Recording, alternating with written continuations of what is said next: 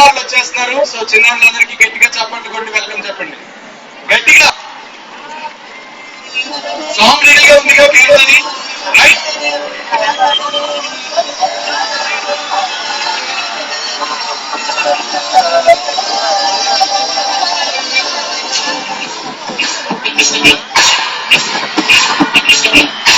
అఖండ భారతావనిలో అభివృద్ధిని పరుగులు పెట్టిస్తూ ప్రపంచ దేశాలకు స్ఫూర్తిగా నిలుస్తున్న మన ముఖ్యమంత్రి మాన్యశ్రీ శ్రీ నారా చంద్రబాబు నాయుడు గారి అడుగుజాడల్లో నడుస్తూ అహర్నిశలు శ్రమిస్తున్న మన మంత్రివర్యులు శ్రీ కొల్లు రవీంద్ర గారు మన మచిలీపట్నం నియోజకవర్గం అభివృద్ధికి ఆమడ దూరంలో కొట్టుకుపోతున్న తరుణంలో ప్రతిపక్షాల కుట్రలు ఛేదిస్తూ బందరులో తెలుగుదేశం జెండాను రెపరెపలాడించిన నాయకుడిగా యువతగా అసెంబ్లీలో అడుగు పెట్టిన రోజు నుంచి బందరు అభివృద్ధి తన ధ్యేయంగా అనేక సంస్కరణలకు తెరతీశారు.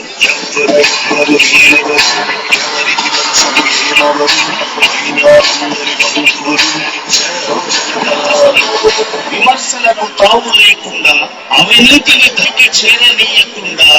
కేవలం 2.5 సంవత్సరాలలో 1000 కోట్ల రూపాయలు ప్రభుత్వం ద్వారా మంజూరు చేయించి అభివృద్ధిని ఆక్సిజన్ గా బందరు ప్రజలకు అందించారు. అంతేకాదు బందరు ప్రజల చిరకాల వాంఛ బందరు పోర్టు సాధించి పోర్టు భూములను స్వచ్ఛందంగా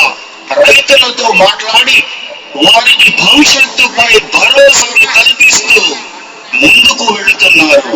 2019 లోపు పోర్టును సాధించి షిప్పును తెచ్చి తీరుతానని శబదం పూనిన అభినవ యువ నాయకులు మన కొల్లు రవీంద్ర గారు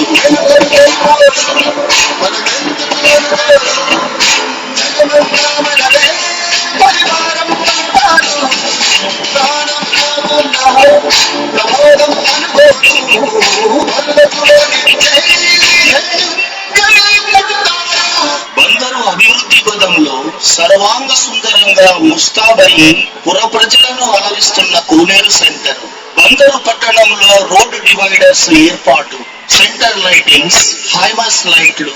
బందరు ప్రధాన సెంటర్లలో వెలుగు జిలుగులు, కోనేరు సెంటర్ నుండి జడ్పీ సెంటర్ వరకు ప్రతి సెంటర్ లో ఐమాక్స్ లైట్ల కాంతి వెలుగులు, డిఆర్ గృహకల్పన కింద బందరులో 1840 ఇళ్లు కేటాయించడం, వృద్ధులకు, వికలాంగులకు, వితంతువులకు నూతనంగా 2000 మందికి పెన్షన్లు ఇప్పించుట, బందరు ప్రజల దావోర్తిని తీర్చడానికి తరకటూరు సమ్మర్ స్టోరేజ్ నుండి మచిలీపట్నం పంపుల చెరువు వరకు 25 కోట్లతో నూతనంగా పైపు లైన్ ఏర్పాటు చేయడం, చంద్రన్న కానుకగా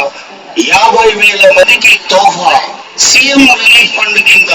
బందరు ప్రజలకు 149 మందికి 1,17,00,000 మంజూరు చేయటం, అత్యంత వైభవంగా బందరు పాండురంగడి ఉత్సవాలు, పాండురంగడి ఘనత, బందరు ఘనత దేశానికి చాటి చెప్పే విధంగా ఉత్సవాలు నిర్వహించటం, బీచ్ను పర్యాటక కేంద్రంగా అభివృద్ధి చేయటమే కాకుండా భక్తి భావం ఉట్టిపడిన కార్తీక శోభతో 2,50,000 మందికి సముద్ర స్నానం చేసే విధంగా అన్ని సౌకర్యాలు ఏర్పాటుతో పాటు సముద్ర హారతి కార్యక్రమాన్ని మొట్టమొదటిసారిగా బందరు ప్రజలకు అందుబాటులోకి తేవడం, రాష్ట్ర స్థాయి క్రీడా పోటీలు అండర్-19 టోర్నమెంట్ ను నిర్వహించి రాష్ట్ర స్థాయి టీమును బందరులో ఎంపిక చేపట్టి బందరు యువతను ప్రోత్సహించడం,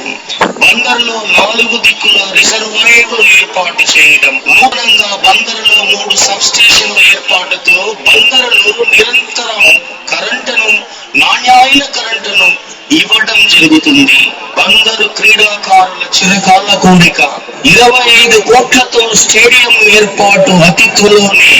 నూతన మున్సిపల్ పరిపాలనా భవనం ఏర్పాటు చేయడం. ఇంతే కాకుండా ఒకే రోజు 1,00,000 మొక్కలు నాటి చరిత్ర సృష్టించిన ఘనత మన మంత్రివర్యులదే.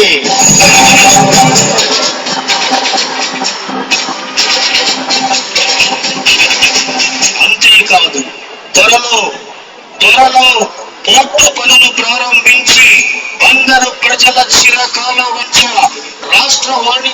రంగంలో మరో మలుపు రాయి మన పోటీలు సాధించే ఘనత కూడా మన మంత్రి కొల్లు